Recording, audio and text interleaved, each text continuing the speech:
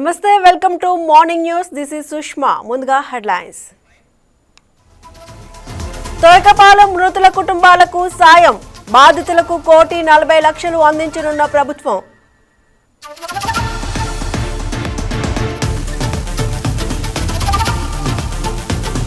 జగన్ జమానాలోనే జనార్దన్ రావు నకిలీ దందా, రిమాండ్ రిపోర్టులో వెల్లడించిన ఎక్సైజ్ అధికారులు.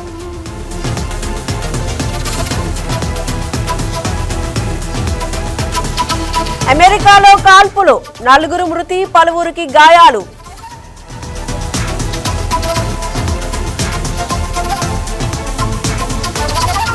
దక్షిణ కోస్తాంధ్రపై ఉపరితల ఆవర్తనం, 5 జిల్లాల్లో ఉరుములు మెరుపులతో కూడిన వర్షాలు.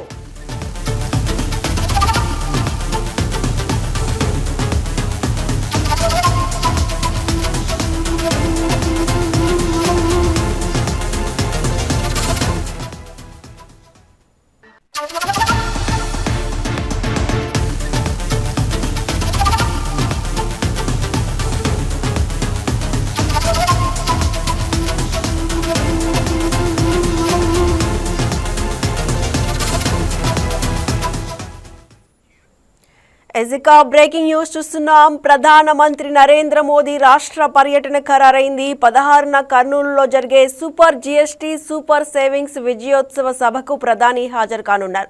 మధ్యాహ్నం 2:30 నుంచి సాయంత్రం 4 గంటల వరకు జరిగే ఈ కార్యక్రమంలో ప్రధానితో పాటు CM Chandrababu, deputy CM Pawan Kalyan, రాష్ట్ర మంత్రులు లోకేష్ తదితరులు పాల్గొంటారు. 16వ తేదీ ఉదయం 10:20కు ఢిల్లీ నుంచి కర్నూలు విమానాశ్రయానికి ప్రధాని చేరుకుంటారు. అక్కడి నుంచి హెలికాప్టర్లో సున్నిపెంటకు చేరుకుంటారు. అక్కడి నుంచి రోడ్డు మార్గంలో 11:45కు శ్రీశైలం చేరుకుని బ్రహ్మరాంబ మల్లికార్జున స్వామి ఆలయంలో 50 నిమిషాల పాటు పూజలు నిర్వహిస్తారు. మధ్యాహ్నం 2:30కు కర్నూలు చెంతనే ఉన్న నన్నూరు గ్రామానికి చేరుకుని జీఎస్టీ విజయోత్సవ సభలో పాల్గొంటారు. అక్కడే పలు అభివృద్ధి కార్యక్రమాలకు శంకుస్థాపన, పూర్తయిన ప్రాజెక్టులను జాతికి అంకితం చేస్తారు. సభ ముగిసిన తర్వాత 4:45కి తిరిగి ఢిల్లీ వెళ్తారు. ఇక ఇదే అంశానికి సంబంధించి మరింత సమాచారాన్ని మా కర్నూలు స్పెషల్ కరెస్పాండెంట్ మురళీకృష్ణ అందిస్తారు. మురళీకృష్ణ, మోదీ పర్యటనకు సంబంధించిన లేటెస్ట్ అప్డేట్స్ ఏంటి? కర్నూలు జిల్లాలో ఈ నెల 16వ తేదీన సూపర్ జిఎస్టీ సూపర్ సేవింగ్స్ విజయోత్సవ సభలో భాగంగా ప్రధానమంత్రి మోడీ కర్నూలు జిల్లా పర్యటనకు రానున్నారు. ఈ నేపథ్యంలో ప్రధాని పర్యటన సందర్భంగా మోదీ పర్యటించే ప్రదేశాలలో అప్రమత్తంగా పోలీసులను కూడా, భద్రతా బలగాలతో పాటు పోలీసులను కూడా అక్కడ ఏర్పాట్లను పర్యవేక్షించే విధంగా ఈ ఏర్పాట్లు చేస్తా ఉన్నారు. ముఖ్యంగా ఏదైతే ఈ కర్నూలు జిల్లాలో ఈ భారీ బహిరంగ సభ ఏర్పాటు చేయబోతున్నారో, ఈ భారీ బహిరంగ సభ ఏర్పాట్లు సభ ప్రాంగణాన్ని కూడా పూర్తిగా ఇవాళ ఎస్పీజీ బృందం తమ ఆధీనంలోకి తీసుకొని ఈ భద్రతా ఏర్పాట్లను చేయనుంది. ముఖ్యంగా ఈ సభ ఏర్పాట్లకు సంబంధించి ఇప్పటికే జిల్లా మంత్రి టీజీ భరత్ తో పాటు అధికారులు కూడా, మిగతా మంత్రులు కూడా ఈ ఏర్పాట్లన్నింటినీ పరిశీలిస్తున్నారు. ముఖ్యంగా ఈ సభ ఏ విధంగా నిర్వహించాలి, ఎట్లా నిర్వహించాలి, ఎంతమంది జన సమీకరణ చేయాలన్న అంశాలపై ఇప్పటికే పూర్తిగా ఒక అంచనాకైతే వచ్చారు. ఈ సభకి దాదాపు 3 లక్షల మందికి పైగా జన సమీకరణ చేసి సభను సక్సెస్ఫుల్ గా చేయాలని చెప్పి కూడా అధికారులంతా కూడా ఇప్పటికే నిశ్చయించుకున్నారు. అయితే ఈ జన సమీకరణకు సంబంధించి దాదాపు 10,000 బస్సులు, అటు ఆర్టీసీ, ప్రైవేట్ ట్రావెల్స్ బస్సులు, అదేవిధంగా స్కూల్ కాలేజీ బస్సులను కూడా ఉపయోగించుకోనున్నారు. మొత్తం మీద ప్రతి జిల్లా నుంచి 3,000 మందికి పైగా జనాల్ని ఈ ప్రధాని మోడీ సభకు సమీకరించే విధంగా ప్రణాళికలు సిద్ధం చేసి వారందరికీ కూడా, వచ్చిన ప్రజలందరికీ కూడా ఎట్లాంటి అసౌకర్యాలు కలగకుండా సభ ప్రాంగణంలోనే వారికి భోజన సౌకర్యంతో పాటు మంచినీళ్లు, అదేవిధంగా ఏదైనా మెడికల్ ఎమర్జెన్సీ వస్తే కూడా తక్షణమే వాళ్ళకి మెడికల్ పరంగా కూడా సేవలు అందించేందుకు కూడా మెడికల్ క్యాంపులు ఏర్పాటు చేయనున్నారు. అదేవిధంగా మెడికల్ క్యాంపుల వద్ద ఎప్పటికప్పుడు వారిని ఏదైనా అత్యవసరం అయితే కనుక హాస్పిటల్ కి చేర్చే విధంగా ఈ అంబులెన్స్లను కూడా సిద్ధం చేస్తారు. ముఖ్యంగా ఈ సభ ప్రాంగణానికి ఏ విధంగా వెళ్ళాలి, రూట్ మ్యాప్ ఏ విధంగా ఉంటుంది, జనాలు ఎక్కడి నుంచి ఎక్కడి వరకు వెళ్ళాలి, ఈ వచ్చిన జనం అంతా కూడా పార్కింగ్ ఎక్కడ చేయాలని చెప్పి కూడా ఈ ఏర్పాట్లను కూడా పరిశీలిస్తున్నారు మంత్రి టీజీ భరత్ తో పాటు ప్రత్యేక అధికారి వీరపాండ్యన్, అదేవిధంగా ఏదైతే ఈ రాగమయ్య రిసార్ట్స్ నన్నూరు దగ్గర ఉన్నటువంటి రాగమయ్య ప్రైవేట్ రిసార్ట్స్ లో దాదాపు 40 ఎకరాల్లో మోదీ సభ ఏర్పాటు కానుంది. దాదాపు 400 ఎకరాల్లో ఈ ఈ ఈ ఈ ఏర్పాట్లన్నీ పూర్తి చేస్తా ఉన్నారు. ముఖ్యంగా పార్కింగ్ కి సంబంధించి ప్రత్యేకంగా 200 ఎకరాలకు పైగా పార్కింగ్ కు కేటాయించారు. ఎందుకంటే ఎక్కువగా ఇతర జిల్లాల నుంచి కూడా జనాలు భారీగా వచ్చే అవకాశం ఉన్నందున వాహనాల రద్దీ కూడా పెరిగే అవకాశం ఉన్న నేపథ్యంలో భారీగా ఈ పార్కింగ్ ఏర్పాట్లు కూడా చేస్తా ఉన్నారు. ముఖ్యంగా ఈ ఏదైతే ఈ సభ పార్కింగ్ ప్రదేశం నుంచి మోడీ బహిరంగ సభ స్టేజ్ ఏదైతే ఉంటుందో ఆ ప్రాంతానికి చేరుకునేందుకు కొన్ని రూట్ మ్యాప్లు కూడా సిద్ధం చేస్తారు. అక్కడ రోడ్లను కూడా ఇప్పటికే రోడ్ల పనులకు సంబంధించి పనులు కూడా ఇప్పటికే పూర్తి చేస్తా ఉన్నారు. ఈ రోజు రేపటిలోగా ఈ రోడ్ల పనులు కూడా పూర్తవునున్నాయి. అదేవిధంగా ఫ్లడ్ లైట్లను కూడా ఏర్పాటు చేసి భారీ ఎక్కడ కూడా చీకట్లు లేకుండా వెలుతురుగా ఉండే విధంగా ఫ్లడ్ లైట్లను కూడా ఏర్పాటు చేసేందుకు సిద్ధమయ్యారు. ముఖ్యంగా ఏదైతే 16వ తేదీన కర్నూలు జిల్లా పర్యటనకు రానున్న మోదీ జిల్లాపై ఎలాంటి వరాల జల్లు కురిపిస్తారు అన్న ఆశలతో ప్రజలంతా కూడా ఎదురు చూస్తున్నారు. ప్రత్యేకంగా ఈ ఓర్వకల్లు ఇండస్ట్రియల్ హబ్ ఏదైతే ఉందో ఓర్వకల్లు ఇండస్ట్రియల్ కారిడార్ కి సంబంధించి ఇంకా ఏదైనా వరాలు ప్రకటిస్తారన్న ఆశతో జిల్లా వాసులు కూడా ఎదురు చూస్తున్నారు. అదేవిధంగా జిల్లాలో కొన్ని ప్రాజెక్టులు నీటి ప్రాజెక్టులు కూడా పెండింగ్ లో ఉన్నాయి. వాటి మీద కూడా ఏదైనా ప్రకటన చేసే అవకాశం ఉందా అన్న ఆశతో కూడా ప్రజలంతా కూడా ఎదురు చూస్తున్నటువంటి పరిస్థితి నెలకొంది. ఎస్ మురళీకృష్ణ, మోదీ పర్యటనలో కొన్ని శంకుస్థాపన కార్యక్రమాలు కూడా చేస్తారని తెలుస్తూ ఉంది. ఏ పనులకు శంకుస్థాపన కార్యక్రమం జరగబోతోంది? ముఖ్యంగా ఏదైతే ఓర్వకల్ ఇండస్ట్రియల్ కారిడార్ ఉందో ఆ ప్రాంతంలో ఇప్పటికే జయరాజ్ ఇస్పాత్ కంపెనీ, అదే విధంగా అటు గ్రీన్ కో పరిశ్రమ కూడా ఏర్పాటయ్యాయి. అయితే జయరాజ్ ఇస్పాత్ పరిశ్రమ ద్వారా ఇప్పటికే 400 మందికి పైగా ప్రత్యక్షంగా 1000 మందికి పైగా పరోక్షంగా ఉపాధి అవకాశాలు పొందారు. దీంతో పాటు డ్రోన్ హబ్ 300 ఎకరాల్లో దేశంలోనే అత్యాధునిక టెక్నాలజీతో కలిగినటువంటి డ్రోన్ హబ్ కూడా కర్నూలు జిల్లా ఓర్వకల్ ఇండస్ట్రియల్ కారిడార్ లో ఏర్పాటు కానుంది. ఈ డ్రోన్ హబ్ కు సంబంధించి కూడా ప్రధాని మోదీ వర్చువల్ గా శంకుస్థాపన చేసే అవకాశం ఉంది. అదే విధంగా జపాన్ టెక్నాలజీకి సంబంధించినటువంటి సెమీ కండక్టర్ చిప్ ఏదైతే ఉంటుందో ఆ చిప్ పరిశ్రమకి సంబంధించి కూడా శంకుస్థాపన చేసే అవకాశం ఉంది. అదే విధంగా రిలయన్స్ కూడా ఈ మధ్యనే రిలయన్స్ బెవరేజెస్ అదే విధంగా ప్యాకేజ్ డ్రింకింగ్ వాటర్ పరిశ్రమకు సంబంధించి దాదాపు 16,000 కోట్ల రూపాయలతో పెట్టుబడి పెట్టి పరిశ్రమ నెలకొల్పాలని చెప్పి కూడా రిలయన్స్ పరిశ్రమ కూడా ముందుకు వచ్చింది. ఈ నేపథ్యంలో ఆ పరిశ్రమ కూడా శంకుస్థాపన చేసే అవకాశం ఉంది. మొత్తం మీద ఈ ఓర్వకల్ ఇండస్ట్రియల్ కారిడార్ ఏదైతే ఉందో అటు బెంగళూరు ఇటు హైదరాబాదు చెన్నై నగరాలకు మధ్యన ఉండడంతో ఈ ఓర్వకల్ ఇండస్ట్రియల్ హబ్ ఇప్పటికే అక్కడ మౌలిక సదుపాయాల కోసం గతంలోనే కేంద్ర ప్రభుత్వం 2,600 కోట్లకు పైగా నిధులు కేటాయించి మౌలిక వసతుల సదుపాయాలను అభివృద్ధి చేసేందుకు కూడా ప్రణాళికలు సిద్ధం చేసింది. ఈ నేపథ్యంలోనే అక్కడ మౌలిక సదుపాయాల కోసం ఏదైతే ఇంటర్ లింకింగ్ రోడ్లు, అదేవిధంగా డ్రైనేజ్ సిస్టము, అదేవిధంగా రవాణా సౌకర్యం కోసం రైలు మార్గం కూడా ఏర్పాటు చేసేందుకు కూడా ఈ ప్రణాళికలో భాగంగా ఈ నిధులను కేటాయించింది. ఇప్పటికే కేంద్ర రాష్ట్ర ప్రభుత్వ సమయంతో దాదాపు 1,000 కోట్ల రూపాయలతో ఏదైతే నీటి సౌకర్యానికి సంబంధించి పైప్ లైన్ పనులను కూడా ఇప్పటికే పూర్తి చేస్తున్నటువంటి పరిస్థితి నెలకొంది. పైప్ లైన్ పనులు కూడా దాదాపు 80% మేర పూర్తయిన సందర్భం కూడా ఉంది. ఈ నేపథ్యంలో మరిన్ని పరిశ్రమలు ఈ ఓర్వకల్ ఇండస్ట్రియల్ హబ్ కు వచ్చే అవకాశం ఉన్న నేపథ్యంలో ఆ రకంగా ఇంకా ఏదైనా మెరుగైన సదుపాయాలు కల్పించేందుకు కొంత నిధులు కేటాయిస్తారన్న ఆశతో అధికారులు కూడా ఎదురు చూస్తున్నారు. Right, thank you Muralikrishna.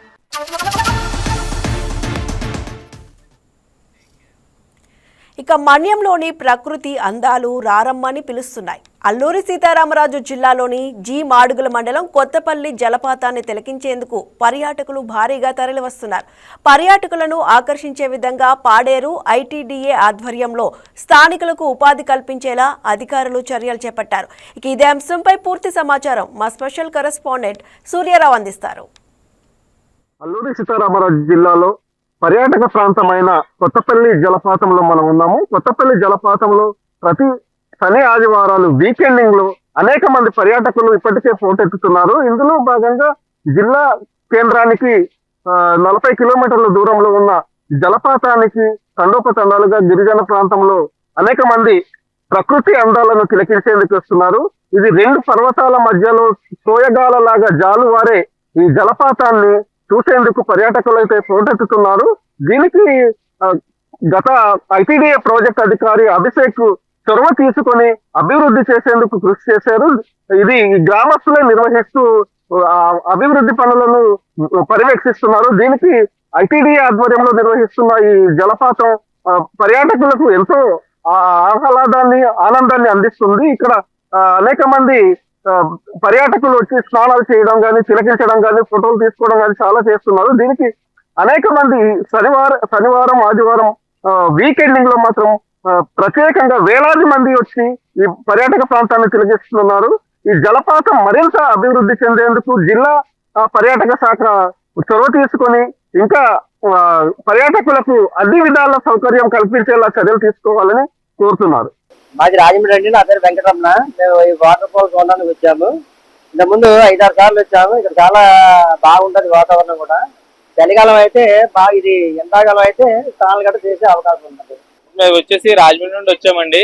ఇక్కడ ఈ జలపాతాలు గట్రా చూసాక చాలా బాగున్నాయి, చాలా ఆకర్షణీయంగా ఉన్నాయి. మేము ఇంకా ఎంజాయ్ చేయాలనుకుంటున్నాం బాగా. మేము రాజమండ్రి నుంచి వచ్చాము. వాటర్ ఫాల్స్ అయితే చాలా బాగుంది. ఫస్ట్ టైం రావడం, మళ్ళీ మళ్ళీ ఇంకా రావాలనిపిస్తుంది. రాజమండ్రి నుంచి వచ్చామండి. ఇక్కడ వాటర్ ఫాల్స్ అనేది చాలా బాగుంది. సో చూడడానికి తిరగడానికి చాలా ఎంజాయ్ గా ఉంది. ఫ్లవర్స్ కూడా చాలా నీట్ గా బాగుంది, అన్ని బాగున్నాయి. మేము రాజమండ్రి నుంచి వచ్చామండి. ఇక్కడ కొత్తపల్లి జలపాతం చాలా అందంగా ఉంది.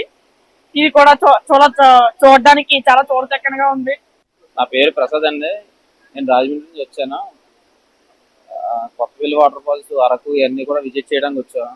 కానీ ఎంత బ్యూటిఫుల్ గా ఉంటుందని తెలియదు, చాలా బాగుంది. ఇక్కడ ఉన్న వేయి కూడా ఇంత మంచి థాట్ కింద బాగా మనుషులు నడవడానికి చూడడానికి కూడా హైలైట్ గా చాలా బాగా చేశారు.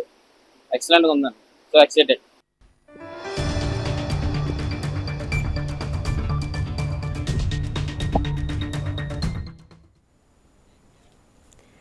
ఎన్నో ఏళ్ల కళ త్వరలో నెరవేరనుంది. కూటమి ప్రభుత్వం ఆ దిశగా అడుగులు వేస్తోంది. రెవెన్యూ డివిజన్ విస్తీర్ణం ఇతర విభాగాల్లో జిల్లాకు తీసిపోనంత స్థాయి ఆ ప్రాంతానికి ఉంది. ప్రకాశం జిల్లాలోని పశ్చిమ డివిజన్ కేంద్రంగా ఉన్న మార్కాపురాన్ని జిల్లాగా ప్రకటించాలని ఎన్నో ఏళ్లుగా ప్రజల నుంచి డిమాండ్ ఉంది. కూటమి ఆ హామీని నిలబెట్టుకునేందుకు అడుగులు వేస్తోంది. ఇదే అంశంపై మరింత సమాచారాన్ని మా స్పెషల్ కరెస్పాండెంట్ సలాం పూర్తి సమాచారం అందిస్తారు. సలాం, మార్కాపురం జిల్లాగా ప్రకటించే అవకాశం ఉందా? Thank you. ప్రస్తుతము మార్కాపురం, ప్రకాశం జిల్లాలో ఉన్నటువంటి మార్కాపురం డివిజన్, ఏదైతే డివిజన్ కేంద్రమైనటువంటి మార్కాపురం ఏదైతే ఉందో, మార్కాపురాన్ని జిల్లా చేయాలనేటటువంటి డిమాండ్ ఎన్నో ఏళ్లుగా ఉంది. అయితే గత ఎన్నికల్లో కూటమి ప్రభుత్వం, సీఎం నారా చంద్రబాబు నాయుడు మార్కాపురం పర్యటనకు ఎన్నికల సమయంలో వచ్చిన సమయంలో ఖచ్చితంగా మార్కాపురంను ఎట్టి పరిస్థితుల్లో తాము జిల్లాగా ప్రకటిస్తామని హామీ ఇవ్వడం జరిగింది. ఒకసారి మార్కాపురం జిల్లా యొక్క ప్రకటన, ఈ యొక్క డిమాండ్ గురించి మనం పూర్వపరాలు పరిశీలిస్తే, ఈ యొక్క ఆందోళన ప్రకాశం జిల్లా 1970లో ఏర్పడితే 1980 నుండే, అంటే 1980వ సంవత్సరంలోనే మార్కాపురాన్ని జిల్లా చేయాలని చెప్పేసి నాటి ప్రజలు అప్పట్లో ఆందోళన చేశారు. దీనికి ప్రధాన కారణం, మార్కాపురం డివిజన్ పరిధిలో నల్లమల్ల అడవులు ఉన్నాయి, ఎన్నో వనరులు ఉన్నటువంటి మార్కాపురం డివిజన్, అంటే ప్రస్తుతము 13 మండలాలు కలిగినటువంటి మార్కాపురం డివిజన్ ను ఎట్టి పరిస్థితుల్లో జిల్లాగా ప్రకటించాలన్నటువంటి డిమాండ్ అనేది నేటిది కాదు.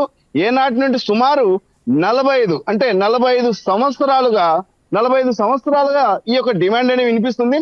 అయితే గత ఎన్నికల సమయంలో ప్రస్తుత సీఎం నారా చంద్రబాబు నాయుడు మార్కాపురం పర్యటనకు వచ్చినప్పుడు ఈ యొక్క డిమాండ్ గురించి అంటే ప్రత్యేకంగా మాట్లాడారు. అంటే ఎట్టి పరిస్థితుల్లో కూటమి ప్రభుత్వం అధికారంలోకి రాగానే ఎట్టి పరిస్థితుల్లో తాము మార్కాపురం జిల్లాగా ప్రకటిస్తాము, మార్కాపురం డివిజన్ ప్రజలకు న్యాయం చేస్తామని చెప్పడం జరిగింది. అదే హామీ మేరకు ఇటీవల, అంటే సీఎం గా ప్రమాణ స్వీకారం చేసిన అనంతరం మార్కాపురంకు వచ్చినటువంటి సీఎం చంద్రబాబు నాయుడు అదే హామీని మళ్ళీ ఉటంకిస్తూ ఎట్టి పరిస్థితుల్లో తాము జిల్లాగా ప్రకటిస్తామని చెప్పడం జరిగింది. అయితే ఈ హామీతో మార్కాపురం డివిజన్ ప్రజలు ఎంతో ఆనందించారు. అంటే ప్రధాన కారణం, మార్కాపురం డివిజన్ నుంచి ఒంగోలు జిల్లా, ప్రస్తుత జిల్లా కేంద్రమైనటువంటి ఒంగోలుకు వచ్చేందుకు సుమారు 130 కిలోమీటర్లు ప్రజలు రావాల్సి వస్తుంది. అయితే ఈ సందర్భంగానే మార్కాపురంను జిల్లాగా ప్రకటిస్తే తమకు ఆర్థిక వ్యయ ప్రయాసాలు ఎన్నో వాటి నుంచి విముక్తి కలుగుతుందని చెప్పేసి స్థానిక ప్రజల డిమాండ్. అయితే ఇటీవల కాలంలో మన రాష్ట్ర సాంఘిక సంక్షేమ శాఖ మంత్రి డోలా బాల వీరాంజనేయ స్వామి ఇదే విషయంపై ఇదే విషయంపై క్లారిటీ ఇచ్చారు. ఎట్టి పరిస్థితుల్లో తాము మార్కాపురంను జిల్లాగా ప్రకటిస్తాం, అది కూడా అతి త్వరలో, అంటే సుమారుగా 3 నెలల్లోనే ప్రకటిస్తామని చెప్పేసి ఇటీవల చెప్పడం జరిగింది. ఈ ఉద్దేశంతో ప్రస్తుతం మార్కాపురం డివిజన్ ప్రాంతంలో ఉన్నటువంటి సుమారు 7,21,000 మంది జనాభా ఉన్నట్లు ప్రస్తుతం మనం చెప్పవచ్చు. అయితే మొత్తం మార్కాపురం డివిజన్ ప్రజలందరూ కూటమి ప్రభుత్వం తీసుకునేటటువంటి తొలి అడుగు అంటే జిల్లాగా ప్రకటన చేసేందుకు చేస్తున్నటువంటి చర్యల పట్ల చాలా ఆనందంగా ఉన్నారని చెప్పవచ్చు. అలా మీరు చెప్పండి, మార్కాపురం జిల్లాగా ప్రకటించడంపై అక్కడి ప్రజలైతే ఏమనుకుంటున్నారు? ప్రస్తుతము ఇక్కడి ప్రజలు అంటే ప్రస్తుతము పశ్చిమ ప్రకాశం అంటే ప్రకాశం జిల్లాలో ఉన్నటువంటి పశ్చిమ ప్రకాశం అంటే మార్కాపురం డివిజన్ పరిధిలో ఎక్కడ నలుగురు కలిసినా సరే అక్కడ వచ్చేటటువంటి మొదటి చర్చ ప్రస్తుతం మార్కాపురం జిల్లా ప్రకటన. అయితే ఇదే విధంగా కూటమి ప్రభుత్వం అధికారంలోకి వచ్చిన వెంటనే తాము జిల్లాగా ప్రకటిస్తామని సీఎం నారా చంద్రబాబు నాయుడు చెప్పడంతో, అలాగే రెండవ దశ అంటే మార్కాపురంకు సీఎంగా అంతర్జాతీయ మహిళా దినోత్సవం రోజు వచ్చినటువంటి చంద్రబాబు నాయుడు ఇదే విషయాన్ని అక్కడ కూడా ఉటంకించారు. తాము ఎట్టి పరిస్థితుల్లో జిల్లాగా ప్రకటిస్తామని చెప్పేసి ఆ దిశగా ప్రభుత్వం ఇటీవల అడుగులు వేస్తోంది. అడుగులు వేయడంతో ఇక్కడ ఉన్నటువంటి డివిజన్ ప్రజలు ఎన్నో ఏళ్ళుగా అంటే దాదాపు 45 ఏళ్లుగా తాము పడుతున్నటువంటి ఈ యొక్క నిరీక్షణకు ఇప్పుడు తెరపడుతుందని డివిజన్ ప్రజలు ఆకాంక్షిస్తున్నారు. మార్కాపురం జిల్లాగా ఏర్పడితే అసలు ఎలాంటి ప్రయోజనాలు అందుతాయి అనుకోవచ్చు? అంటే మార్కాపురం జిల్లాగా ఏర్పడితే దాదాపు ఇక్కడ ఉన్నటువంటి 2011 జనాభా లెక్కల ప్రకారం 7,21,700 మంది ఇక్కడ జనాభా ఈ యొక్క డివిజన్ పరిధిలో అంటే 13 మండలాల పరిధిలో సుమారు 7 లక్షల మంది జనాభా ఉన్నారని చెప్పవచ్చు. అయితే ప్రస్తుతం ఉన్నటువంటి సుమారుగా మనము ఒక 10 లక్షల మంది జనాభా ఉన్నటువంటి డివిజన్ కేంద్రంగా చెప్పవచ్చు. ఇక్కడ ఎన్నో వనరులు ఉన్నాయి. ఎలా అంటే పారిశ్రామికంగా అభివృద్ధి చెందినటువంటి డివిజన్ గా చెప్పవచ్చు. ఎంత మాత్రము వెనుకబడిన ప్రాంతమైనప్పటికీ పారిశ్రామికంగా కానివ్వండి, ప్రకృతి పరంగా అంటే ప్రధానంగా నల్లమల్ల అడవులు మార్కాపురానికి ఒక వరం లాంటివి. ఇటువంటి పరిస్థితుల్లో ఎట్టి పరిస్థితుల్లో మార్కాపురం డివిజన్ ను జిల్లాగా ప్రకటిస్తే సుమారుగా 10 లక్షల మంది ప్రజలకు మేలు చేకూరడంతో పాటు స్థానికంగా ఉద్యోగ అవకాశాలు కూడా కలిగేటటువంటి అవకాశం ఉంది. ఇప్పుడు ప్రస్తుత ప్రకాశం జిల్లా కేంద్రమైనటువంటి ఒంగోలుకు ఇక్కడి మార్కాపురం డివిజన్ ప్రజలు రాకపోకలు సాగించేందుకు వ్యయ ప్రయాసాలు కోరుతున్నారు. అంటే వ్యయ ప్రయాసాలతో చాలా ఇబ్బందులు పడుతున్నారు. ఉదయము బయలుదేరి ఒంగోలుకు రావడం, తర్వాత సాయంత్రం వారు ఇంటికి చేరేసరికి చీకటి పడేటటువంటి సమయం. అందుకోసమే తాము ఎన్నో ఏళ్లుగా ఇబ్బంది పడుతున్నటువంటి ఈ పరిస్థితిని గమనించి ఎట్టి పరిస్థితుల్లో తమకు మార్కాపురంను జిల్లాగా ప్రకటించాలని చెప్పేసి ఎన్నో సంఘాలు సైతము ఇక్కడ నిరసన తెలియజేసినటువంటి పరిస్థితి. అయితే ఇదే పరిస్థితిని మార్కాపురం డివిజన్ ప్రజల యొక్క ఆకాంక్షను గమనించినటువంటి కూటమి ప్రభుత్వం అంటే ప్రస్తుత సీఎం నారా చంద్రబాబు నాయుడు ఎట్టి పరిస్థితుల్లో మార్కాపురంను తాము జిల్లాగా ప్రకటిస్తామని చెప్పడం జరిగింది. ఆ హామీ మేరకు ఇటీవల కాస్త స్పీడ్ పెంచారని చెప్పవచ్చు. అంటే ప్రభుత్వము ఎట్టి పరిస్థితుల్లో తాము ఇచ్చినటువంటి హామీని నెరవేర్చుకునేందుకు కాస్త స్పీడ్ పెంచి మార్కాపురంను జిల్లాగా ప్రకటించేటటువంటి అవకాశం ఉంది. ఈ నేపథ్యంలో జిల్లా ప్రజలు సైతం ఆ యొక్క ప్రకటన కోసం ఎదురు చూపులో చూస్తున్నారు. అయితే ఇటీవల మంత్రి స్వామి సైతము ఏదైతే డివిజన్ ప్రజలు ఎవరైతే ఎదురు చూస్తున్నారో జిల్లా ప్రకటన కోసము వారందరి యొక్క ఆశలు చిగురించేలా 3 నెలలు లేక సుమారుగా 6 నెలల్లో మార్కాపురంను జిల్లాగా ప్రకటిస్తామని చెప్పేసి చెప్పడం జరిగింది. Right, thank you Salam. Thank you. ఈరోజు స్మార్ట్ కార్డ్ అనేది ఒకటి తీసుకురావడం జరిగింది. కార్డు క్యారీ చేసే విధంగా అందులో స్కాన్ చేస్తుంటే వాళ్ళు తీసుకుంది ఎక్కడ సమాచారం పూర్తిగా ఉంటుంది. ఇందులో కొత్తగా చేర్చుకోవాలన్నా తొలగింపులు చేయాలన్నా కానీ అది మనం గ్రామ సచివాలయం ద్వారా అప్డేట్ చేసుకోవచ్చు. పూర్తి స్థాయిలో ప్రజలకి ట్రాన్స్పరెంట్గా వాళ్ళు ఎక్కడ తీసుకున్నా ట్రాన్స్పరెంట్గా మన పక్క షాపులైనా తీసుకునే విధంగా సౌకర్యం ఉందంటే అది డీటెయిల్స్ అందులో ఉంటాయండి. ఈరోజు స్మార్ట్ కార్డ్ అనేది ఒకటి తీసుకురావడం జరిగింది. కార్డు క్యారీ చేసే విధంగా అందులో స్కాన్ చేస్తుంటే వాళ్ళు తీసుకుంది ఏపీకి ఐఎండీ మరోసారి రైన్ అలర్ట్ జారీ చేసింది. దక్షిణ కోస్తా ఆంధ్ర దాని పరిసర ప్రాంతాల్లో ఏర్పడిన ఉపరితల ఆవర్తన ప్రభావంతో 5 జిల్లాల్లో ఉరుములు మెరుపులతో కూడిన వర్షాలు పడతాయని తెలిపింది. గంటకు 30 నుంచి 40 కిలోమీటర్ల వేగంతో బలమైన గాలులు వీస్తాయని జాగ్రత్తగా ఉండాలని హెచ్చరించింది. విపత్తుల నిర్వహణ సంస్థ అంచనాల ప్రకారం ఆదివారం అల్లూరి సీతారామరాజు, ప్రకాశం, అన్నమయ్య, చిత్తూరు, తిరుపతి జిల్లాల్లో పిడుగులతో కూడిన తేలికపాటి నుంచి మోస్తరు వర్షాలు కురిసే అవకాశం ఉంది. ఉరుములు మెరుపులు ఆకస్మికంగా సంభవించే అవకాశం ఉన్నందున ప్రజలు అప్రమత్తంగా ఉండాలని అధికారులు సూచించారు. ఆవర్తన ప్రభావంతో రాష్ట్రంలోని గడిచిన 24 గంటల్లో చిత్తూరులో 34.2 మిల్లీమీటర్లు, తూర్పుగోదావరి జిల్లాలో లక్ష్మీపురంలో 31 మిల్లీమీటర్లు, శ్రీకాకుళం జిల్లా కోర్లాంలో 26.7 మిల్లీమీటర్ల వర్షపాతం నమోదైంది.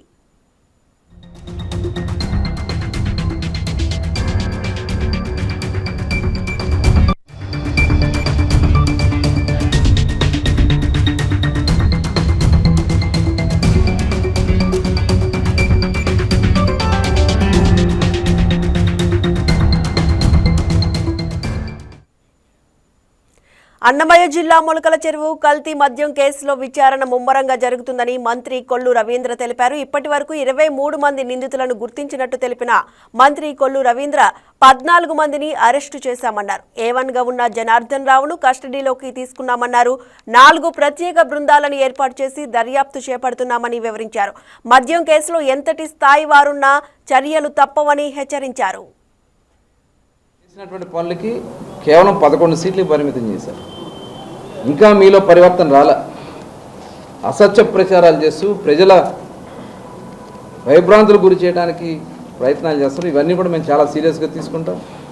సోషల్ మీడియాలో తప్పుడు పోస్టులు పెట్టినా, ఈ రకమైనటువంటి తప్పుడు ప్రచారాలు చేసినా ఇమీడియట్గా యాక్షన్స్ తీసుకుంటాం.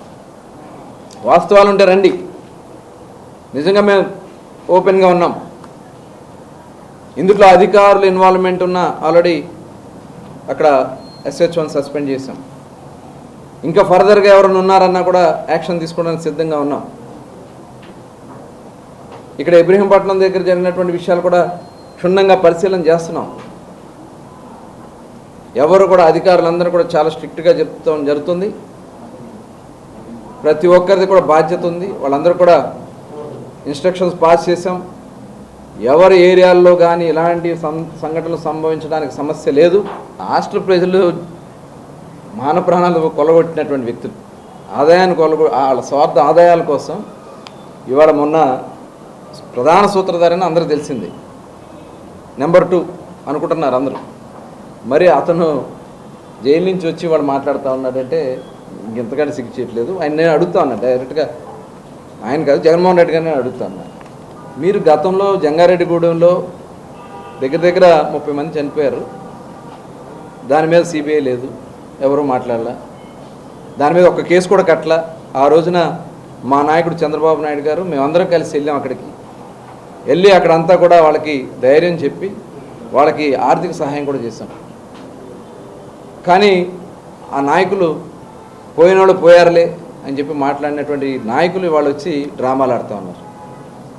అదే కాదు, చాలామంది అక్రమ మద్యాలు ఇప్పుడు వాళ్ళకి మంత్రులు కూడా ఇచ్చినటువంటి సందర్భం ఉంది కదా. ఇవాళ దాని గురించి మాట్లాడమన్నాడు. ఆ సెప్టెంబర్ నెలలో తగ్గిన వెంటనే దాని మీద దృష్టి పెట్టడం జరిగింది.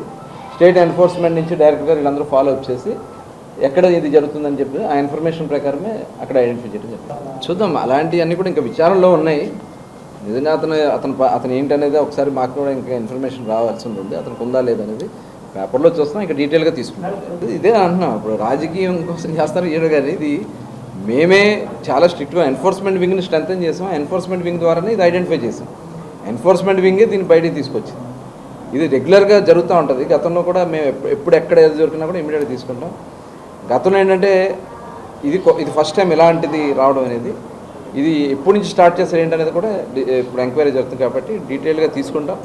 ఇంకా ఫర్దర్గా ఎక్కడా కూడా ఇప్పుడు షాప్స్ అన్నీ కూడా మరొకసారి వెరిఫై చేపిస్తాం. మొత్తం టోటల్ అన్ని షాప్స్లో కూడా ఏదైతే లేబుల్స్ ఉంటాయి కాబట్టి దాని ప్రకారం అన్ని షాప్స్ కూడా మరొకసారి వెరిఫై చేయించి ఇలాంటిది ఎక్కడన్నా కానీ ఇబ్బంది వస్తే మటుకి షాప్ని సీజ్ చేయడం కాదు, షాప్స్ని క్యాన్సిల్ చేసేస్తాం. బొత్సాకు AP TDP chief Palla Srinivas counter ఇచ్చారు. బొత్సాకు కూటమి నుంచి ఎలాంటి ప్రాణహాని లేదని, సొంత పార్టీ నుంచే బొత్సాకు ప్రాణహాని ఉండొచ్చంటూ సంచలన కామెంట్స్ చేశారు. ఈ విషయాన్ని బొత్స చెప్పుకోలేకపోతున్నారని తెలిపారు. మండలిలో బొత్స కొంత రాణించే ప్రయత్నం చేస్తున్నారని, అందుకే జగన్ నుంచి ప్రాణహాని ఉండొచ్చని ఎద్దేవా చేశారు. బొత్స రక్షణ కోరితే సీఎం నిర్ణయం తీసుకుంటారని చెప్పారు. బొత్స సత్యనారాయణ గారు ఉత్తరాంధ్ర నాయకులు, పెద్దలు. వారు ఉత్తరాంధ్ర నాయకులుగా మాకు చాలా గౌరవం ఉంది. వారు నాకు ప్రాణహాని ఉంది అని చెప్పేసి వారు చెప్పడం జరిగింది. మేము ఒకటే చెప్తున్నాం, ప్రభుత్వ పరంగా కావచ్చు, పార్టీల పరంగా కావచ్చు, ఎటువంటి మీకు హాని ఉండదు.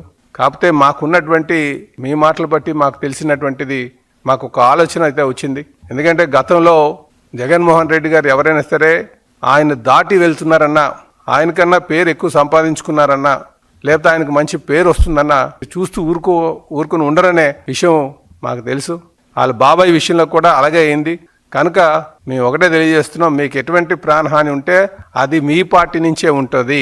ఈరోజు మీరు ప్రతిపక్ష నేతగా ఆయన బాగా ఫోకస్ అవుతున్నారు ఎమ్మెల్యే అక్కడ కౌన్సిల్లో. కనుక మీరు బాగా ఫోకస్ అవుతున్నారు. కనుక మీరు ఎటువంటి ఏమైనా ప్రమాదం ఉంటే అది మీ పార్టీ ద్వారా. ముమ్మాటికి జగన్మోహన్ రెడ్డి గారి వల్లే ప్రాణహాని ఉంటుందండి. జగన్మోహన్ రెడ్డి గారిని దాటి వెళ్ళిపోతున్నారంటే ఆయన వాళ్ళకి ఏమైనా హాని తలపడ్డానికి ట్రై చేస్తారు. కనుక వాళ్ళ పార్టీ నుంచే ఉండాలి తప్ప ఇటు తెలుగుదేశం పార్టీ నుంచి కానీ, జనసేన నుంచి కానీ, బీజేపీ నుంచి కానీ, లేకపోతే ప్రభుత్వం నుంచి కానీ, కూటమి ప్రభుత్వం నుంచి కానీ ఎటువంటి హాని ఉండదని చెప్పేసి మేము తెలియజేస్తున్నాం. ఉంటే వాళ్ళ దగ్గర నుంచే ఉండాలి. మరి బొత్స సత్యనారాయణ గారు హైదరాబాద్ నగరంలో కొత్త పోలీస్ కమిషనర్గా ఇటీవల పదవీ బాధ్యతలు స్వీకరించిన వీసీ సజ్జనార్ను ప్రముఖ నటుడు చిరంజీవి కలిశారు. హైదరాబాద్లోని ఆయన నివాసంలో చిరంజీవి మర్యాదపూర్వకంగా వెళ్లి కలిశారు. ఈ సందర్భంగా వారు పలు విషయాలపై చర్చించారు. అనంతరం సజ్జనార్కు హీరో చిరంజీవి ప్రత్యేక శుభాకాంక్షలు తెలిపారు.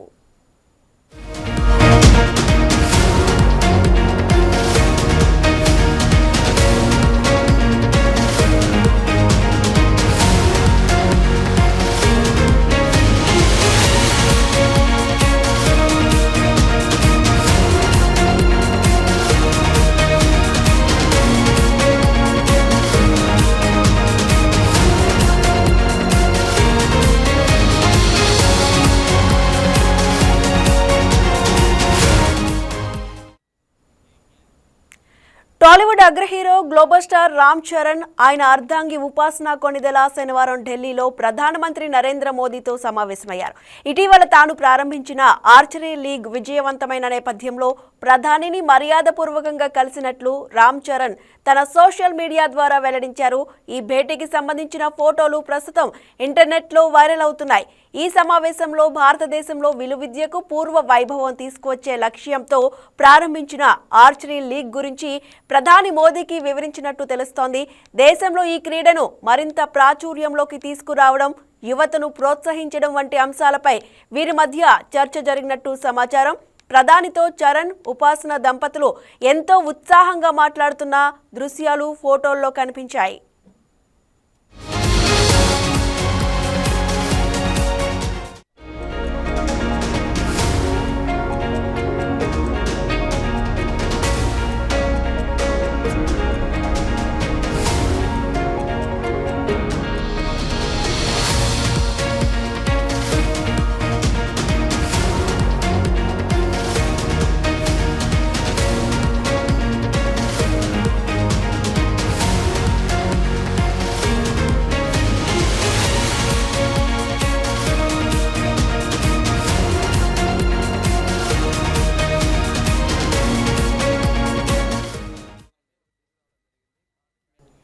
That's all for now. Keep watching YK News. ఇది తెలుగువారి గుండె చప్పుడు.